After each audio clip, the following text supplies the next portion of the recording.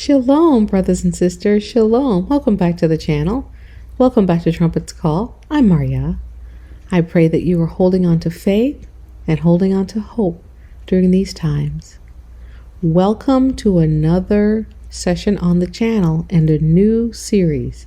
I have been meaning to start this series for some time now, but I've been so involved in other things.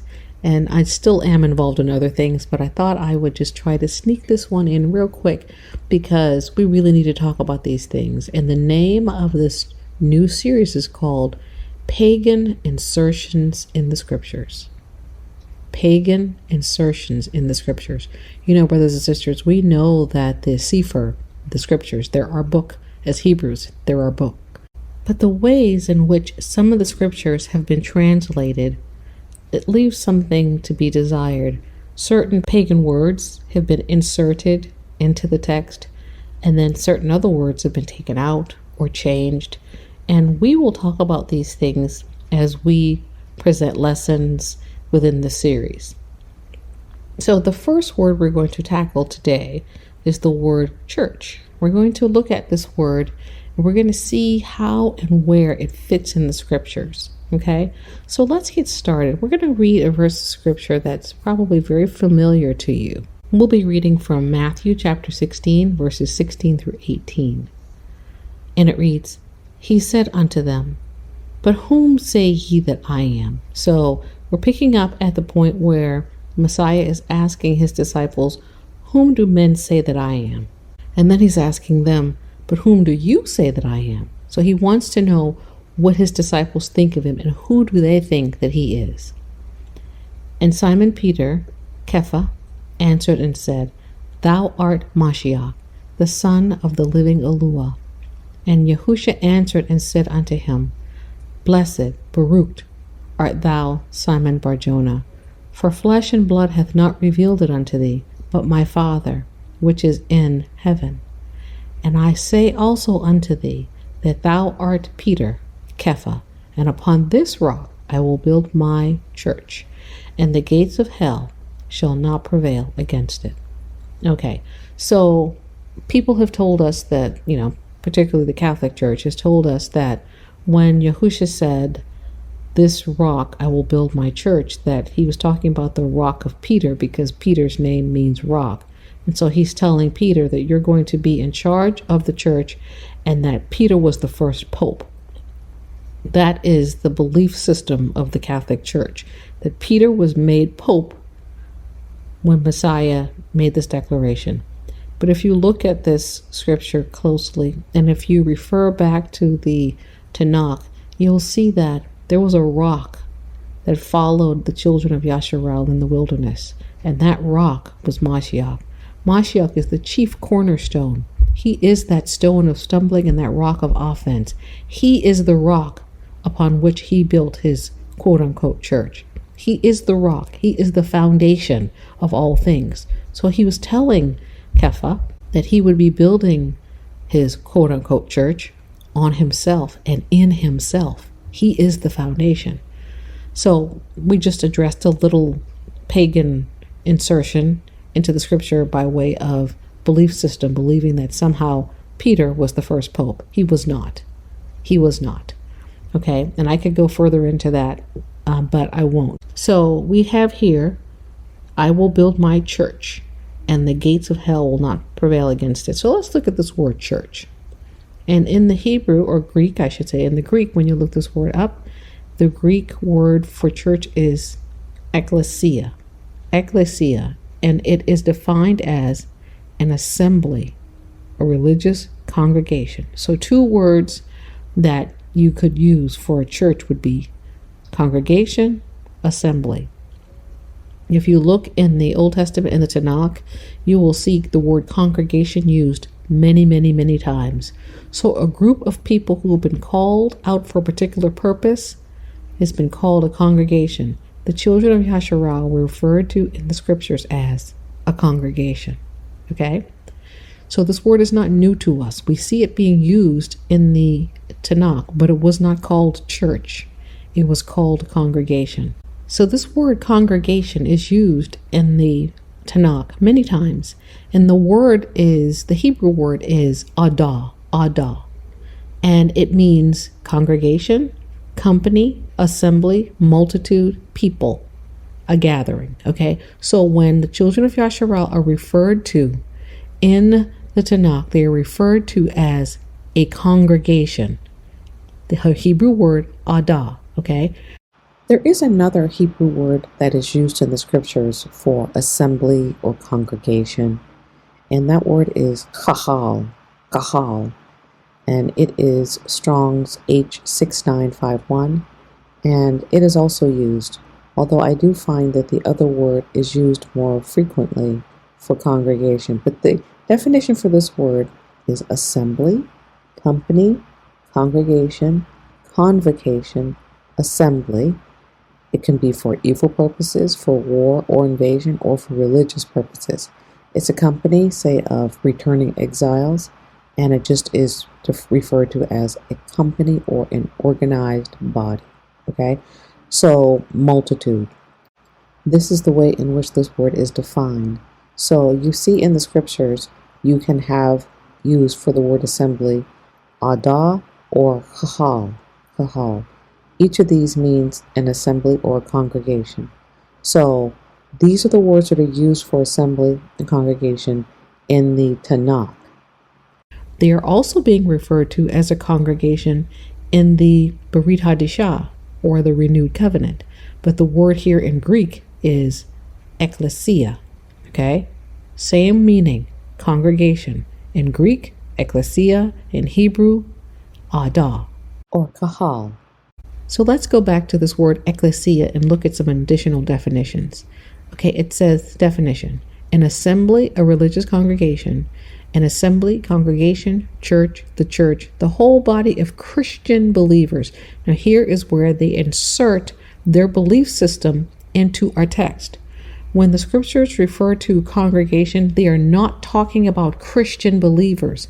They are talking about Hebrews, Hebrew congregations within the nation of Yasharal. They're not talking about the church. Yahushua was not referring to a Christian church when he said, I will build my ecclesia. He was not. Okay? That has been a pagan insertion into the scriptures. Okay? These scriptures have been interpreted in such a way to insert the church and insert the Gentiles and remove the original people of the book. It goes on to say, it means out of. Ek means out of or out from, and to call. So, kaleo means to call. Ek means out of. So properly, it means people called out from someplace to someone. They say from the world to God. But we understand that there was a congregation in the wilderness. So the people are called out of the nations. Our people, the Hebrew people, were called out of the nations, all of the nations of people, and they were called to their father, to Alua, to their power. Okay, they were called to a kingdom and to a nation. So they were called out of something and then called to something. And so this was the case in the Tanakh, and it's also the case here in the Brit Hadashah, or the renewed covenant. And what Messiah is telling us is that he's here to confirm or renew the covenant. And just as there was a congregation at the establishment of the covenant at Sinai, here it is, Messiah is referring to a congregation at the reestablishment or the renewal of the covenant that Messiah came to renew. Okay, he came to confirm this covenant in his body, in his blood. Okay, and so it goes on to say the total or universal body of, once again, it's saying, it's assigning its own meaning of what this means. It's saying it's believers of God called out from the world and into his eternal kingdom. But the understanding here is that Messiah is talking about his own people. He's talking about Hebrews to Hebrews. It has nothing to do with the Gentile church. Nothing. Okay? The English word church comes from the Greek word kyriakos, belonging to the Lord. And we know the word Lord, and we will discuss this in another lesson, but we know the word Lord is derived in part from Baal. and it's linked to Baal worship. Okay, so we don't typically use the word Lord for the Most High because it's linked to paganism. We will study that in depth when we get to that study on God and Lord. Okay, it says the root of the terms ecclesiology and ecclesiastical. So ecclesia or ecclesia is the root of the terms ecclesiology and ecclesiastical. Okay, so we have to look at this word a little bit more deeply though. What does the word church really mean? They're telling us that the word ecclesia means church, but it doesn't. The word ecclesia translates to congregation and assembly. So they want us to believe that the word church is the word ecclesia in English, but it's not. When you look at this word ecclesia, it means assembly, it means congregation. It does not mean church. Church is a completely, totally different word, and we're going to talk about that. The same is true in your belief systems. If you're going to believe something, you better do your homework and find out what the words really mean. Because the men who run this world from behind the scenes are telling you something and they're doing something, and unless you know how to read the code, you're never going to figure out what's going on here. A classic example before we get started on this word chief cornerstone. A classic example is the word church. Many people use the word church and have no concept in their mind where it comes from, where that word comes from. The word church comes from a Scottish word, kirk, which gives us Captain Kirk of the good ship Enterprise. Okay, we're talking money, Enterprise, Captain Kirk. You think that's silly? It's very serious. Kirk in Scottish is church in English, but Kirk in Scottish goes back to a Greek goddess named Mother Circe. Mother Circe becomes Mother Circe in Rome. And then the Knights Templars took the worship of Mother Circe from Rome into Scotland and called it Mother Kirk. And the English call it Mother Church. So once you begin to see church is merely Kirk, which is merely Circe, go back and look at the mythology of Mother Circe in Greece. Mother Circe, according to Greek mythology, was able to hypnotize people with her magic and bring them into her house and close the door and take from them their mentality and their brains and turn them into animals and eat them. And this is precisely what Mother Church has done. All over the world, she has brought in people and took from them their mentality, their intelligence, and their natural ability to think, and shut the door behind and now live off of them. They send checks, and she lives off of them. Let me warn you that the same people who have given you Illuminati, who have given you your international banking cartels, who have given you your corrupt governmental systems, has also given you the church. There is a story in the Bible, in the New Testament, we call Christianity. It is a hidden story. It's filled with symbols. It's a metaphor. This is why the Bible is called the greatest story, the greatest story ever told. It's just a story. But it's very interestingly woven as to symbolic metaphors. And once you understand what the symbols mean, it finally hits you. Wow, now I see what the Bible's saying. And it's not saying anything like what you thought Mother Church had taught you. The church is merely a corporate entity founded in Europe by the Knights Templars, the same people today we call international bankers. So according to Jordan Maxwell in this video, we see that the origin of church is the word kirke, which is linked to Circe who is a Greek and Roman witch, goddess. This is emblematic of the church. The word Circe is emblematic of the church to the degree that it is a woman who lures. She gets you into her doors and shuts the doors about you, and then she robs and takes from you, and she sucks your lifeblood from you. She takes everything from you. She takes your time, your money, your children, everything from you, and your life revolves around her and being in her presence. That perfectly describes what the quote-unquote church is. So we're going to read this article and dig a little deeper into the meaning of Circe, church, who is the harlot of Revelation.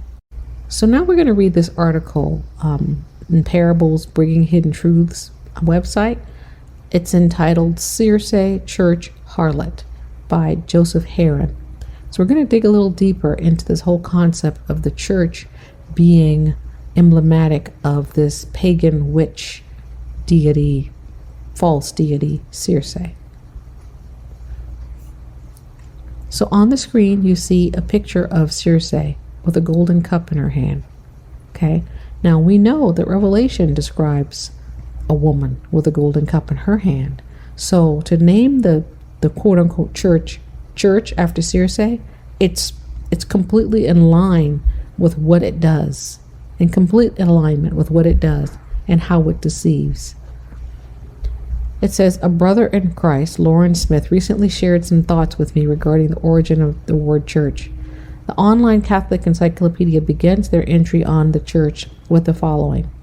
The term church, Anglo-Saxon, Circe, modern German, Kirche, Swedish, Kyrka, is the name employed in the Teutonic languages to render the Greek ecclesia, the term by which the New Testament writers denote the society founded by their Lord Jesus Christ. Okay, so you can see that the root of the word is Circe and Kyrke.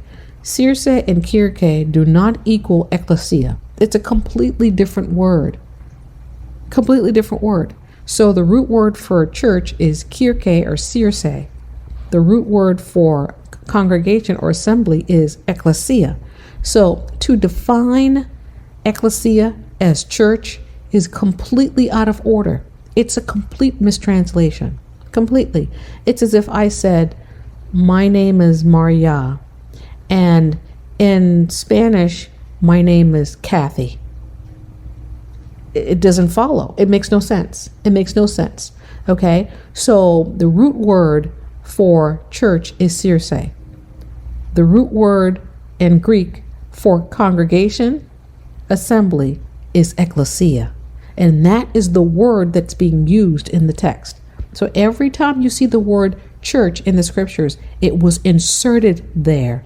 It was not translated. It was inserted. It was a pagan insertion in the scriptures. Continuing. If you are unfamiliar with the word Circe, which is the Anglo-Saxon form of our English word church, it was also the name attributed to a goddess skilled in sorcery, whose story can be found in Homer's The Odyssey. The Odyssey tells the story of the hero named Odysseus, or Ulysses, who sailed his ship on a remarkable 10-year voyage as he returned from the Trojan War. Along the way, he and his crewmen encountered many perils and adventures, the majority perishing while a remnant obtained great glory. Homer recounts an experience where Odysseus and his men land on an island, Aia. They draw lots to see who will explore the island and who will remain with the ship.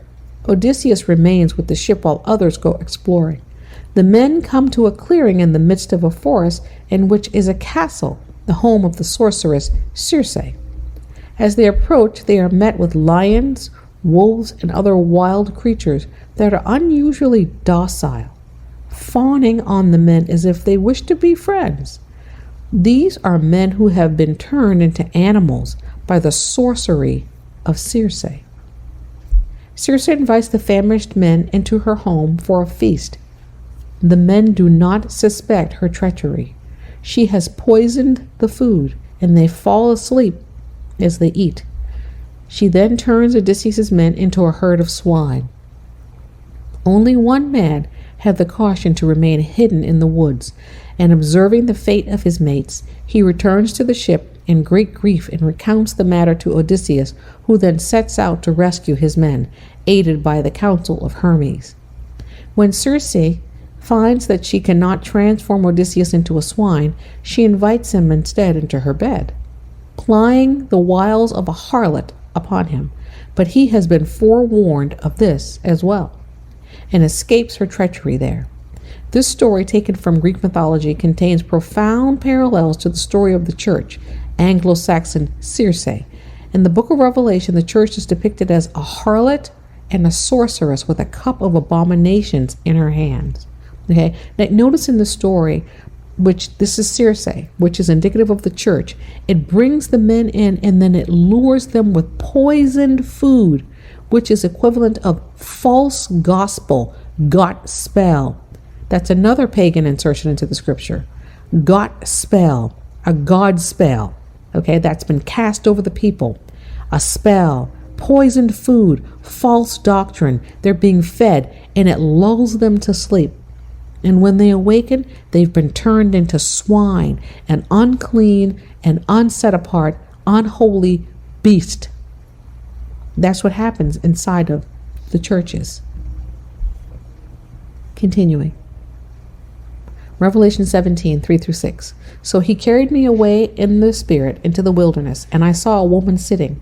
The woman was arrayed in purple and scarlet, and adorned with gold and precious stones and pearls, having in her hand a golden cup full of abominations and the filthiness of her fornication. And on her forehead a name was written, Mystery Babylon the Great, the mother of harlots, and of the abominations of the earth.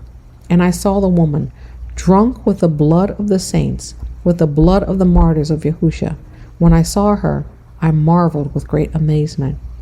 This woman is no friend of the saints of God, though she will gladly invite them to drink her intoxicating potions and revel in the bed of her sensuality and fornication.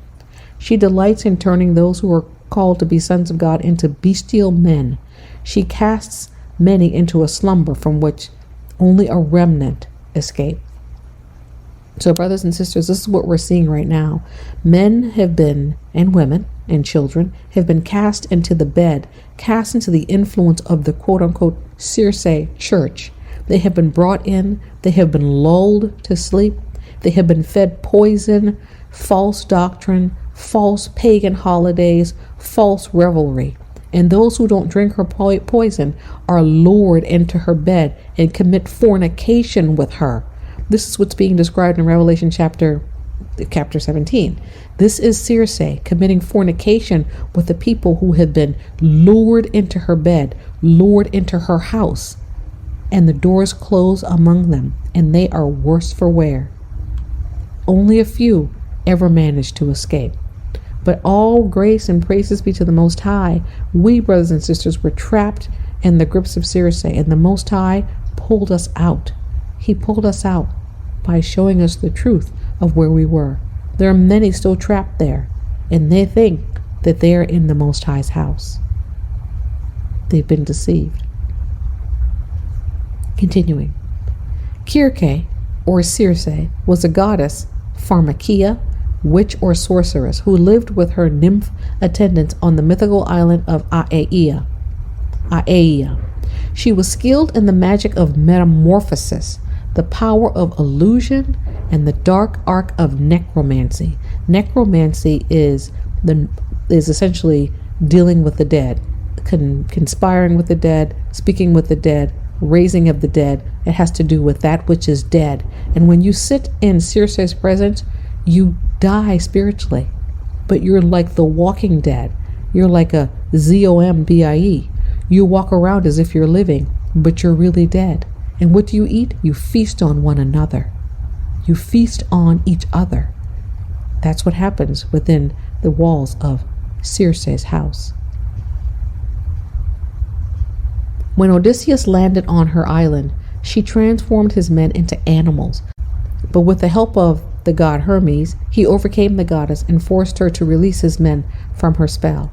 So, for those of us who are in Messiah, Messiah will help to release us from the spell of Circe over us, the spell of the church.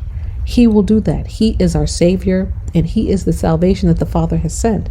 But we must submit to Him. We must first be willing to admit that we have been in her clutches, that we have been trapped in paganism, that we've been trapped in the house of wickedness and been lured into the bed of abominations. Continuing. Perhaps you are already aware that the English word sorcery is used to translate the Greek word Pharmakeia in the same book of Revelation. It is employed in a passage describing the great harlot, who is also called Babylon. One of the ways that we are lured is through the art of pharmakeia, pharmacy, drugs, prescription drugs, all manner of drugs, pleasure drugs, pharmacy drugs, to bring us into a place of madness, into a place of sleep, into a place of drunkenness, where we cannot discern good from evil. Revelation 18:23 through 24. Because all the nations were deceived by your sorcery, Pharmakeia, and in her was found the blood of prophets and of saints, and all who have been slain on the earth. There are such tremendous parallels between the harlot of Revelation and Circe of Greek mythology that comparison comes naturally. Now keep in mind, Circe is of Greek mythology, but the Romans adopted the gods of the Greeks. So Circe is a god of Roman mythology as well, okay, of the Roman Empire, which is Babylon. Okay, so to call the Roman church or Circe is completely consistent with this idea of what she does and who she is. Okay. In the presentation titled Parables, I have written of the symbolism of the swine. Yahuwah employs many natural things in his creation as types and shadows to present spiritual truth to those who have eyes to see. I will include a portion here from the aforementioned presentation that speaks of the symbolism of swine. This will bring understanding to the story of Circe turning Odysseus' men into swine. The parable of the pig. Comparing men to swine is a type of parable. In the Old Testament, Yahuwah gave criteria for clean and unclean animals. For an animal to be considered clean, it had to meet two criteria. It had to have a split hoof, and it had to chew the cud. Both of these things stand for something spiritually. The split hoof is a picture of being able to divide or rightly divide between truth and error, between right and wrong. Chewing the cud is a picture of meditating on truth. Another term for chewing the cud is ruminate, and we often use this word to speak of a person chewing on a thought or idea. Chewing the cud spiritually stands for someone who loves the truth and who will therefore chew on what they have learned, seeking to derive all the benefit from it. The pig meets one criteria for a clean animal, but fails the other. The pig has a split hoof, but does not chew the cud. This is a picture of the worst type of person, for it speaks of a person who has the ability to discern truth from error, but they do not love the truth, so they do not derive the benefit from the truth that they receive. So these are those who hold the truth in unrighteousness, as the scripture teaches us. They have the ability to know what is right and to know what is wrong, but they choose not to know. They choose not to act on what they know. They choose to be unclean. They choose to be a swine when they could be a Most High Yah servant. This is one such as the profane Esau, who sold his birthright for a morsel of bread. He had no desire for the things of the Most High. He had the same access to Abraham, the same access to Yitzhak, the same access to Eber.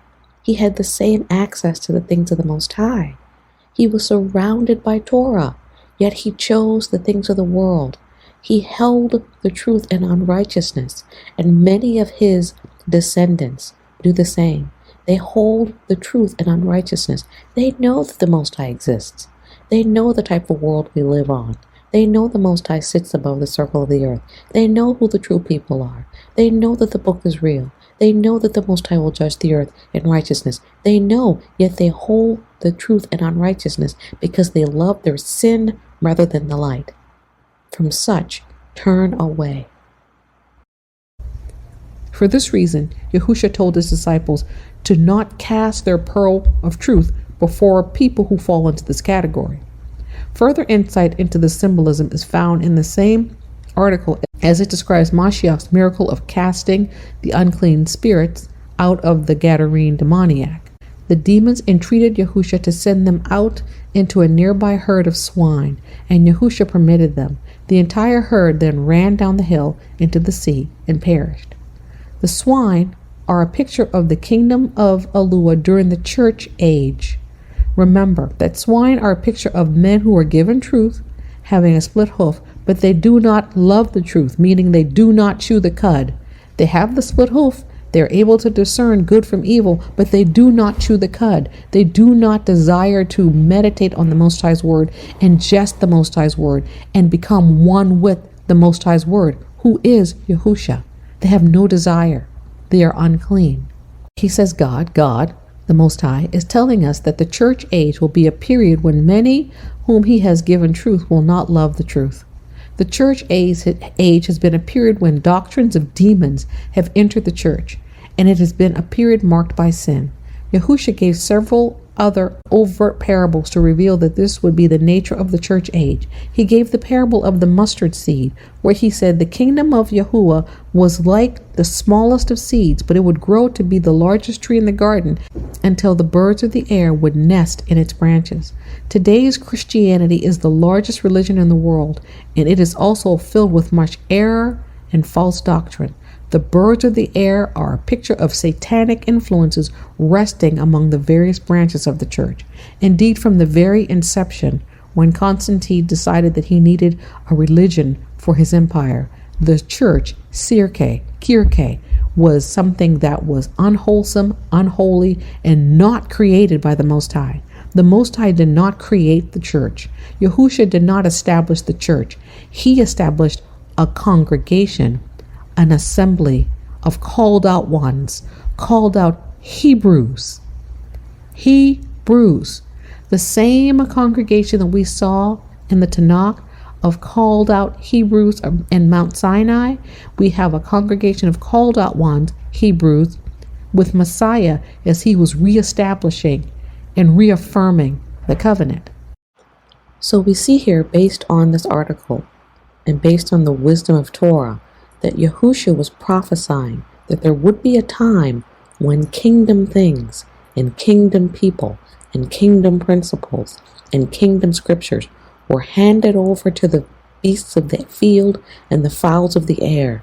He was indicating that there would be a time when what he was establishing would be in the hands of wicked men, would be in the hands of those who would hold the truth in unrighteousness, would be in the hands of those who did not understand spiritual things and took it and subverted it and perverted it and made it into a church, a religion with a white Jesus and pagan holidays, pagan symbolism, pagan religious practices. He's prophesying that. And so we were born into that system. We were born into it and we participated. We didn't know any better.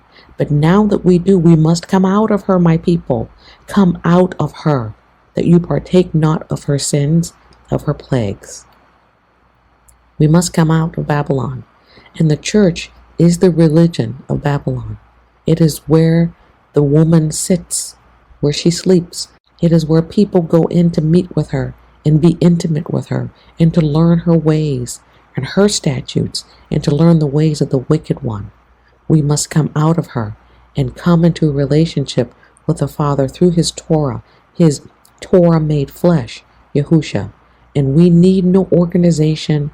We need no Circe. We need no sacraments and all the things that they offer in order to get to know the Most High.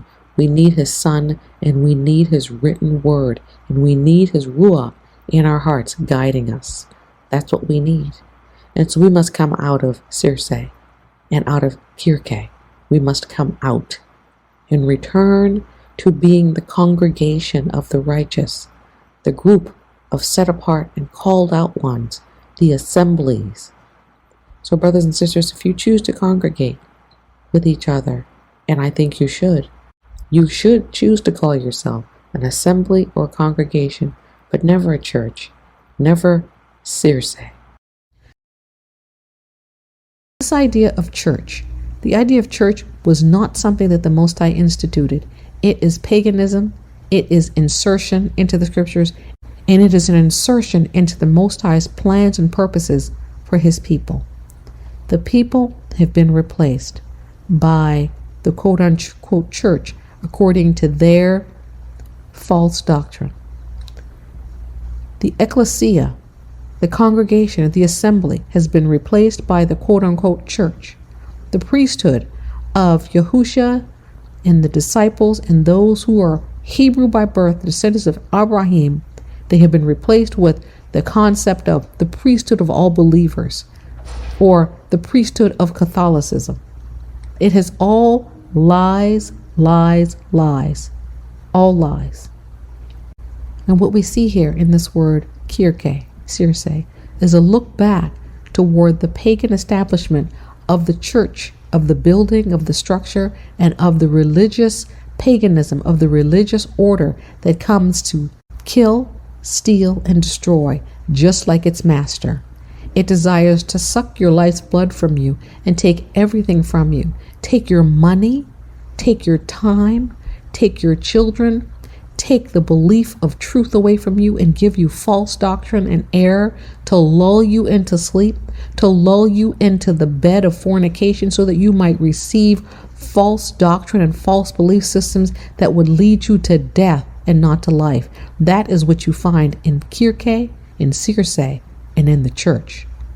But all praises be to the Most High Yahuwah, who has called us out of the grips of this demonic sorceress, has called us out of the grips of this one who desires to feed us poison and cause us to die, spiritually and physically.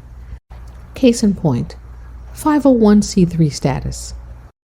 What is it? Well, according to this article on 501c3.org, it is a portion of the United States Internal Revenue Code that allows for federal tax exemption of nonprofit organizations, specifically those that are considered public charities, private foundations, or private operating foundations. It is regulated and administered by the U.S. Department of Treasury through the Internal Revenue Service. There are other 501c3 organizations indicated by categories 501c31, 501c29. The discussion will focus on 501c3. Entities that can seek 501c3 determination from IRS include corporations, trusts, community chests, LLCs, and unincorporated associations. The overwhelming majority of 501c3 organizations are nonprofit corporations. Purpose limitations. In order to qualify as a tax-exempt 501c3 organization, a nonprofit must exist for one or more exclusively charitable purposes. It is a tax designation within the government in which all organizations deemed religious, charitable, scientific, literary, educational, all fostering of national or international amateur sports, or prevention of cruelty to animals or children are designated exempt from taxes, essentially. If you give to them, your money will be given back to you through tax credits. Okay? So when you give money to Circe or to the church, the government gives your money back to you through tax credits. Doesn't that demonstrate that they're in bed together? So can you see that if the church is beholden to the government, meaning if they need that 501c3 status in order to not have to pay taxes and all the money that they lure away from the people, can you imagine if they had to pay taxes and all that? Can you imagine the loss of revenue for the churches? So they don't desire to have to pay that kind of money. So they're in bed, so to speak, with the governments. And then the governments can then the governments can then come back and dictate. No, you can't talk about that. Yes, you should talk about that. There's only certain things you can preach from the pulpit, and then you become beholden. But of course, because the government is part of the beast system that carries the woman. I'll say that again. The government of the world is part of the beast system that carries the woman.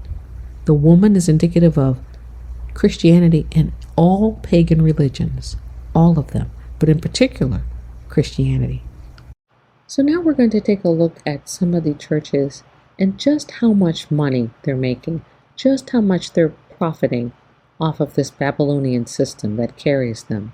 So we're going to look at the Catholic Church first. And we're reading this article from Church of Our Lady. And the title is, How Rich is the Catholic Church?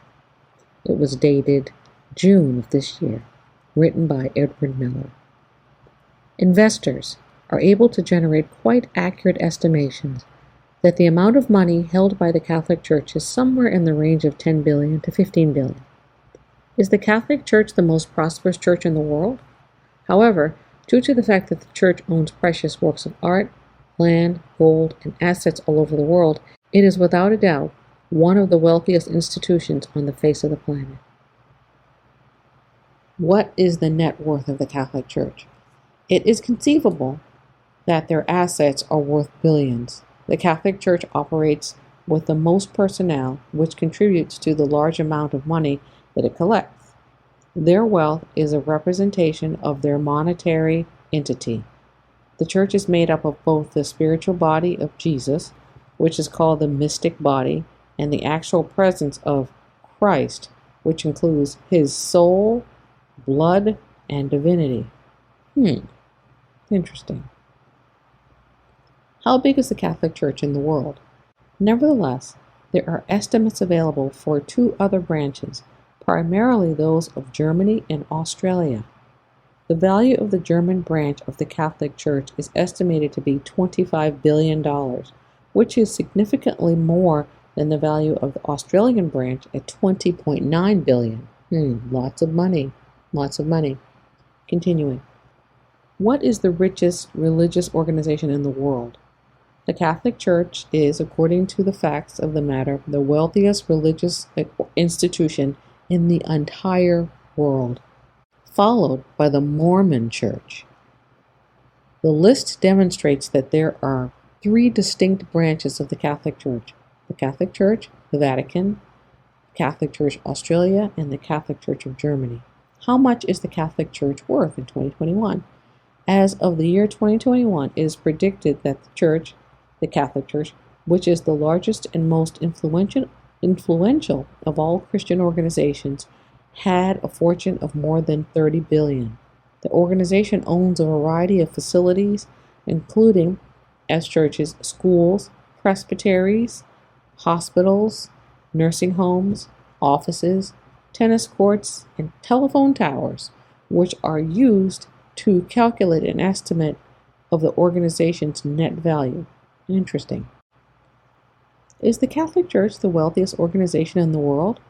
However, due to the fact that the Church owns precious works of art, land, gold, and assets all over the world, it is without a shadow of a doubt that one of the wealthiest institutions on the face of the earth, I guess, is the Catholic Church. Since the adoption of Catholicism as the state religion of the Roman Empire in the year 313 AD, the Church's influence has been on the rise almost continuously. How much money does the entire Catholic Church have? The wealth of the Vatican is estimated by financial experts to range anywhere from 10 billion to 15 billion. Only Italian stock holdings account for 1.6 billion of this wealth, which is equivalent to about 15% of the total value of shares that are listed in the Italian market. How much is the Catholic Church worth, the U.S. Catholic Church? According to the findings of inquiry, the national wealth of the Catholic Church is estimated to be about $30 billion. Which church is the richest? A listing of the world's most prosperous religious groups, and we see the quote-unquote Holy See, or the Vatican, and according to this chart, it has an incalculable estimated worth of over 10 trillion. 10 trillion, meaning they're estimating 10 trillion, but it could be a lot more. That's a lot. 10 trillion. And that's headquartered in the Vatican City. And that includes everything. It includes all of the churches worldwide. It includes the Vatican City. And it includes all of the land and the art and the gold and everything that they own. Calculated at 10 trillion. The next richest church is the Church of Jesus Christ of Latter-day Saints, the Mormons. And they clock in at $100 billion. And their reach is worldwide. Okay? And then you have the Catholic Church in Germany, which is estimated at 26 billion. And then you have the Catholic Church of France, which is estimated at 23 billion. Okay? So these are all Catholic Church and Mormon. Interesting, really interesting, because both of these organizations have sought to steal the identity and the priesthood of Yahuwah's people. The Catholic Church and the Church of Jesus Christ of Latter-day Saints. Okay, continuing. So what is the Pope's net worth? The current Pope Francis is reported to have a net worth of 2.5 million. In addition to serving as a religious hub for a sizable portion of the world's population, the Vatican is also among the wealthiest organizations on the face of the globe. Why is the Vatican so rich? Admission fees to museums, as well as the purchase of coins, stamps, and publications, all contribute to the financial well-being of Vatican City. The Vatican Bank has been at the epicenter of a number of financial scandals, which is what inspired Pope Francis to adopt reforms that guarantee financial responsibility and transparency. Those scandals have been brought to light as a result of the reforms. Is the Catholic Church the largest landowner in the world? The Catholic Church is one of the greatest, if not the greatest, non-governmental landowners in the world. It has more than over 1 billion members, making it one of the largest religious organizations in the world.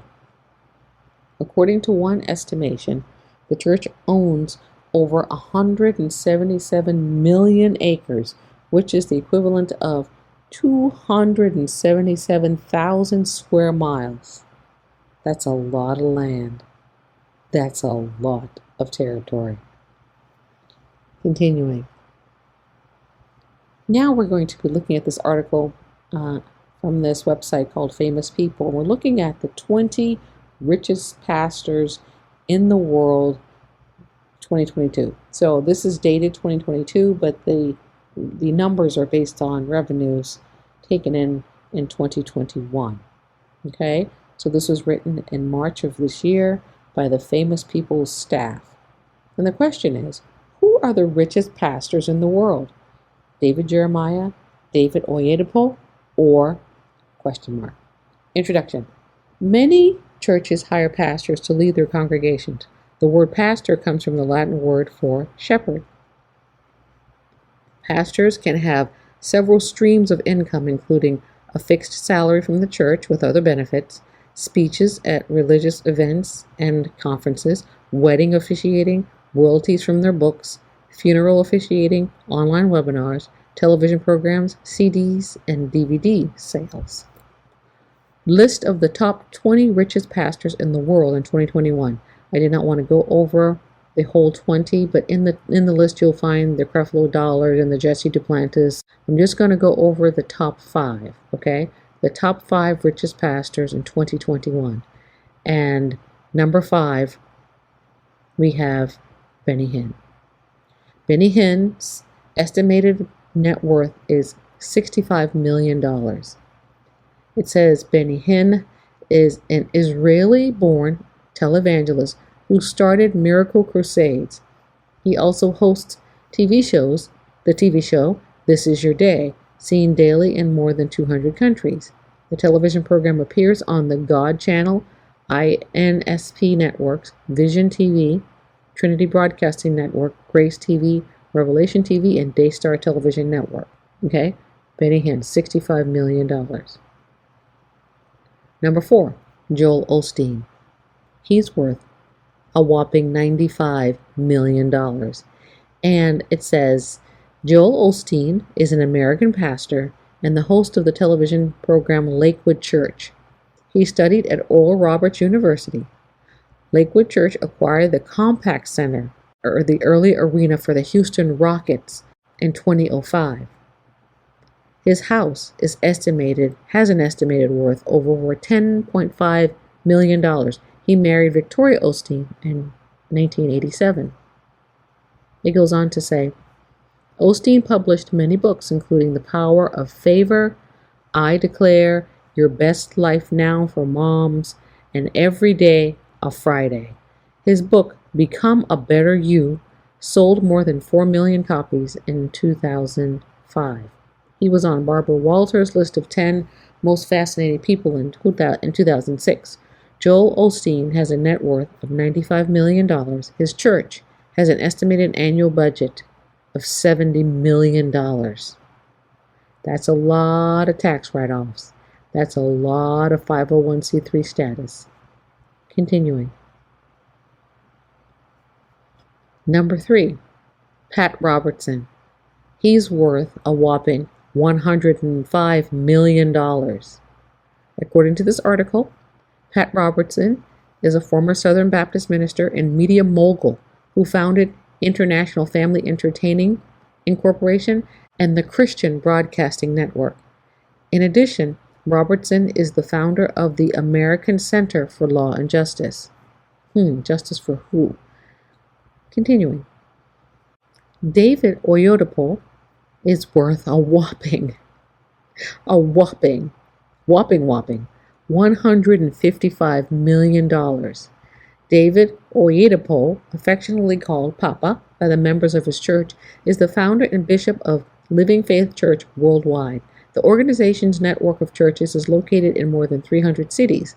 He is also the president of David Oyedepo's Ministries International. Oyedepo said that he received a mandate from God to liberate the world from all oppressions of the devil. Some of Oyedepo's released books include All You Need to Have Your Needs Met, Understanding Divine Direction, and Exploring the Secrets of Success. Okay? And finally, the number 1 person on this list of top earning pastors worldwide is Kenneth Copeland. Kenneth Copeland is his estimated worth $310 million.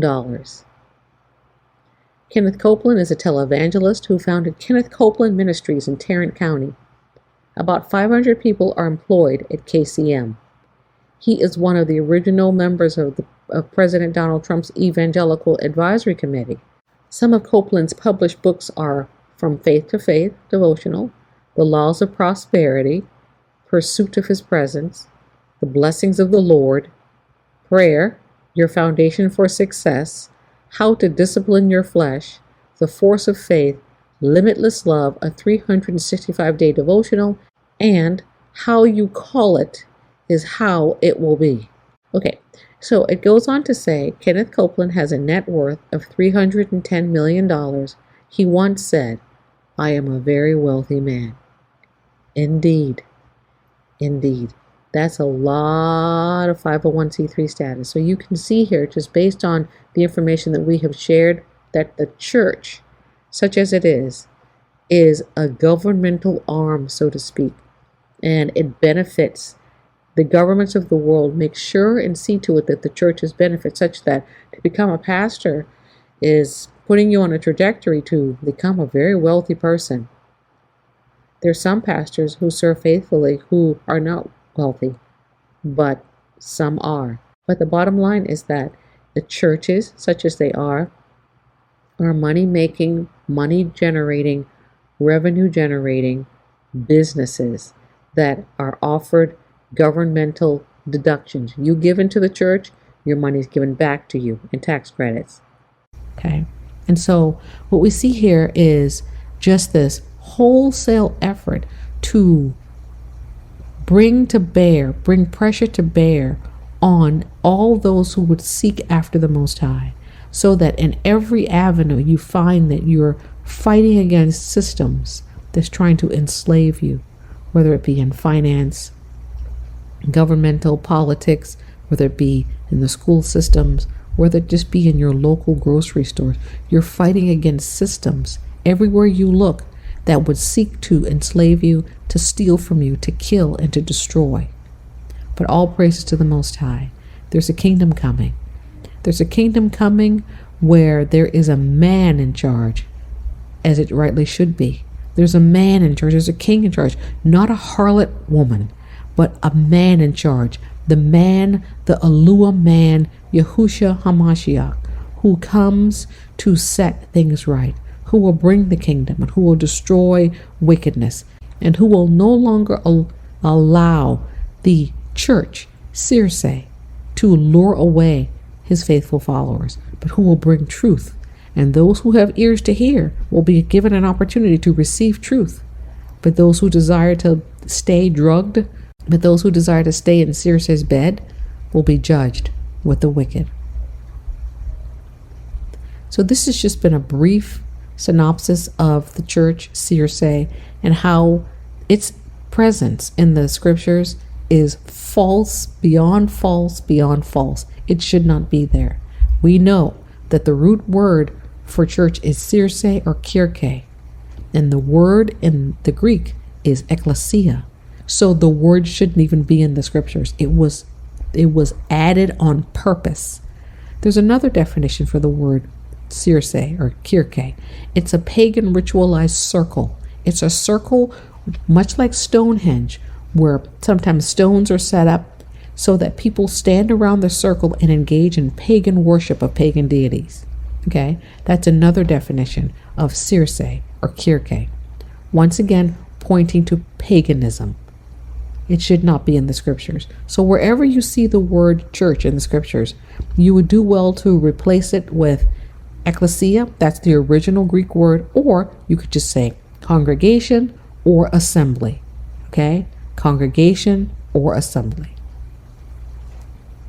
Thank you for joining me once again on the channel, brothers and sisters. I pray that this has been educational and beneficial for you as we attempt to move away from error and into truth. So this is the first of our ongoing series on pagan insertions of the scriptures. So I pray that as we can move forward in looking into these, that the Most High will grant us insight and wisdom. May the Most High Baruch and keep you, brothers and sisters. May he make his face to shine upon you and be gracious unto you. May he lift up his countenance upon you and grant you shalom, peace. Peace in every area of your life. And may the Most High reveal truth to your hearts and show us all of the pagan insertions in the scriptures and where we might find them in this pagan society. May he pull us away from all things that don't please him. In Yahushua's name, Aman and Aman. Shalom and shalom, brothers and sisters.